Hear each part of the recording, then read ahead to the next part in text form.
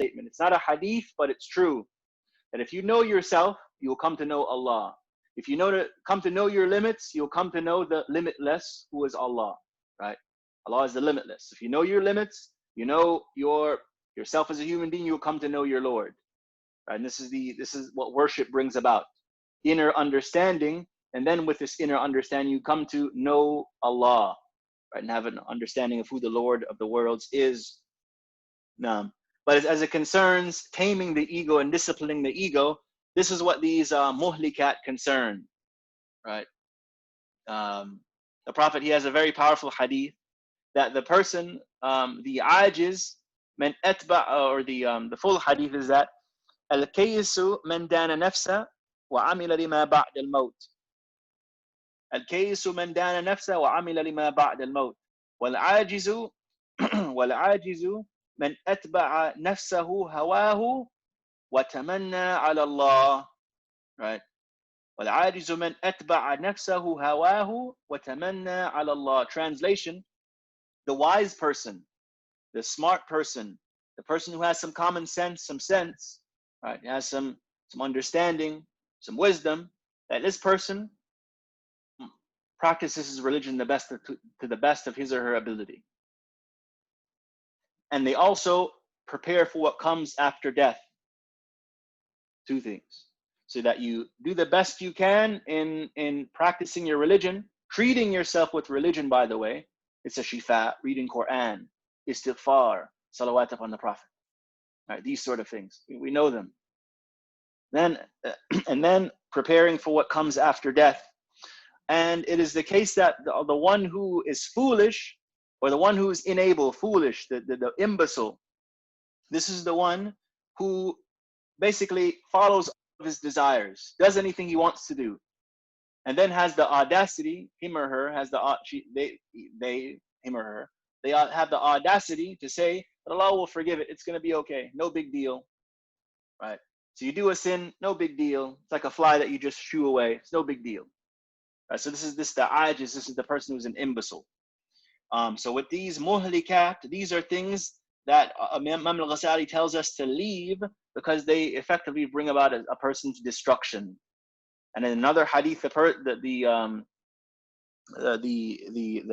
says that the Prophet, he says that the human being will follow his desires, and this would lead to him to all out self-annihilation and destruction. This is what following desires leads to.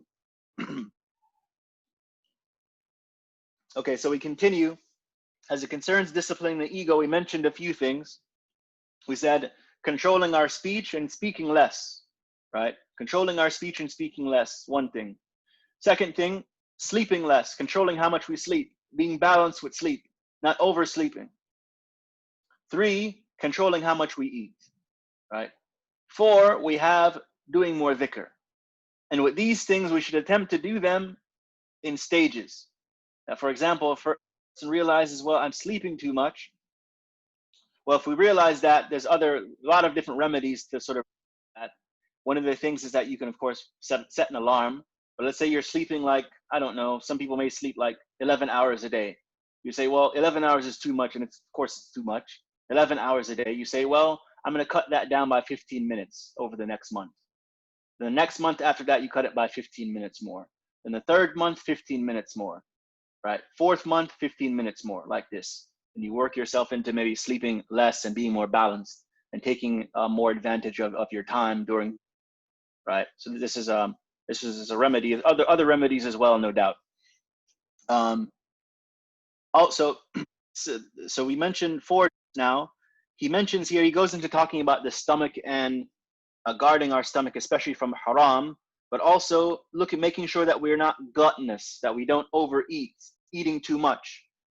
Of course, eating too much, it's bad for us physically, also spiritually. Right? This is why we have, they have the, nutritional diagram. I forgot it. Something we used to have it in school. We grew up with it, the pyramid of how much you should eat of fruits and every single day. It's to have balance. That's a physical balance. We also understand that this balance in how much we eat brings a physical balance and also a spiritual balance, spiritual equilibrium, and not being Person who eats too much, he will hurt his physical and also his spiritual his spiritual state. So Imam Ghazali, we're on page 104 now. He says, as for the stomach, keep it from eating the forbidden and even the doubtful, and strive to seek out the lawful.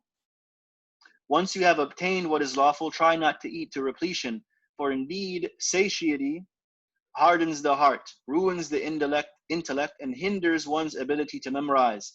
It makes one indolent in worship and also indolent in seeking knowledge, that it sort of stymies the intellect. Overeating, or even eating to one's full, we should try to control how much we eat. It strengthens one's carnal appetites. If you're full all the time, then you become very lazy. So it strengthens the carnal appetites, right? So the carnal appetites of wanting to sleep, or wanting to to maybe have illicit relations. It strengthens this. Something that we have to be watchful of, and what we eat and how much we eat. So if satiety from the lawful is the source of every vice, then what about the satiety from that which is unlawful? That is filling our stomachs with that is unlawful. The Prophet has a very, very scary hadith that for the person who fills his stomach with the unlawful, that the flesh that is fed from that unlawful food, it's effectively the best place for it to end up is the hellfire. That a person who eats haram, maybe from riba, maybe the person steals from people in just transactions and so on and so forth, that this person will basically, he's taking himself to hellfire. This is where the haram ends up. It ends up in hellfire. Imam al-Ghazali continues, seeking out the lawful is obligatory on every Muslim. Engaging in worship and seeking knowledge with unlawful nourishment is like building a house on a garbage heap, right? So we take heed of this. If you are content with only one rough shirt for the whole year and just 2 coarse loaves of bread for a day, while giving up the pleasure of enjoying the best condiments and seasonings, then you will not be short of what is lawful in an amount that will suffice you, since the lawful is plentiful. Of course, Imam al-Ghazali, he is the ascetic, the zahid, so to speak, very often very, very strict. Of course, we know in modern day times we have a lot of blessings. We can enjoy those blessings, but we look to not overindulge, right? Allah says, "Kulu washrabu wa la tusrifu," that eat and drink, but don't go beyond certain bounds. Don't go beyond bounds in eating and drinking. And Allah commands us in the Quran that drink, eat and drink, but don't go beyond certain bounds. This is the golden rule. And of course, as a person gains more iman, becomes more balanced in religion, a person will even find the necessity of food. He starts to sort of the attachment to food shrinks, right? The attachment to food, it gets lessened, right? And the person becomes more attached to Allah's remembrance, right? So of course, Imam al-Ghazali, he's talking to a people who lived several centuries ago, 1,000 years ago. These are different people. So we want to, of course, contextualize what Imam al-Ghazali is saying here. We want to make sure we have a suitable message for our age. And of course, Imam al-Ghazali would tell you exactly what I'm telling you now, in terms of how we should have balance in religion. It is not your responsibility to attain certainty about obscure matters with regards to lawfulness, but you are obliged, i.e., you should know, to guard against what you know to be unlawful. So those things that we know to be haram, eating pork, drinking alcohol, or selling alcohol, of course, these things are haram, no doubt about it. We also know those things that are suspicious and that should be avoided. For example, in our day and age, we have certain things. For example, they maybe put gelatin in certain things. We avoid that. Gelatin, lard. We have varying things that they put in food. We keep an eye out for these things and we avoid them, right? Of course, we do our best and we don't walk around with microscopes, as we said, but we're vigilant. We're vigilant, right? Now, Allah says in the Quran, "La yukallifu Allahu nafsan illa wus'aha." The law doesn't hold us to an extent that we can't manage, but we are a vigilant people, And if something is doubtful, it has doubtful ingredients, it's better just to avoid it. Now, as for what is known to be unlawful, it is clear and plain, and that which is suspected to be unlawful for some reason includes the wealth of a ruler and his government officials, the wealth of one who has no income except for sources such as professional mourning, the sale of alcohol, usurious transactions, or playing of flutes. So these are fiqhi things that Imam al-Ghazali goes into. So effectively, what he's saying here is that we should avoid those doubtful things. If there's a doubt about a source of income, better to be avoided. And we know those things are doubtful and those which are not, generally speaking. Another completely unlawful source of wealth is that which is taken from religious endowments without being in accordance with its stipulations. So again, another fiqhi thing that we don't have entirely enough time to go into.